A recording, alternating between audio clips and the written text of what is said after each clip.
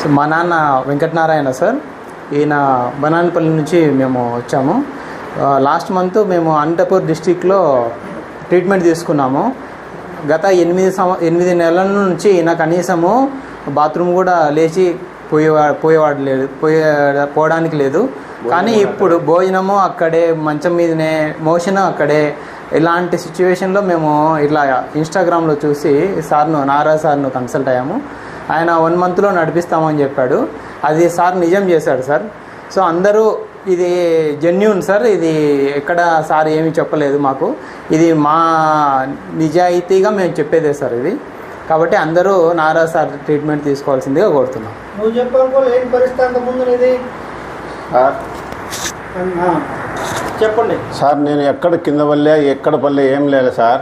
తిరుగుతానే నడుము పట్టేసింది. నడుము పట్టేసిన తర్వాత ఇంకా ఎక్కడ తిరగలేక ఆసుపత్రులన్నీ నేను హైదరాబాద్ దాకా కూడా వేసాను సార్. హైదరాబాద్ కిమ్స్ ఆసుపత్రి, బెంగళూరు కూడా వచ్చినాను సార్. అక్కడ మణిపాల్ ఆసుపత్రికి పోయి వచ్చినాను. వచ్చి ఇంకా అక్కడ పోయి వచ్చి ఇంకా ఇక్కడ కాదని ఇంటర్వ్యూ అన్నా సార్. మా అబ్బాయి వాట్సాప్లో చూసి ఇట్లా నాగరాజు సార్ ఉన్నాడు అనంతపురము అని పోయినాం సార్. పోయింటే ఆయన ఒకటే మాట చెప్పిన, నెలగల నేను నడిపిస్తాను అన్నాడు.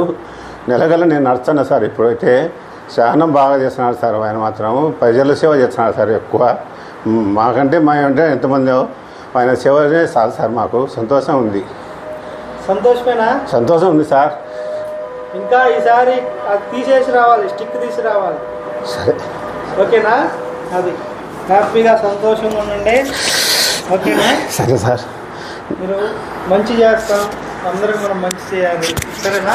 రేపు పొద్దుటూరు ఉండదు సార్. పొద్దుటూరు మా వాళ్ళు సార్. చెప్పండి, అందరికీ మంచి చేస్తున్నా.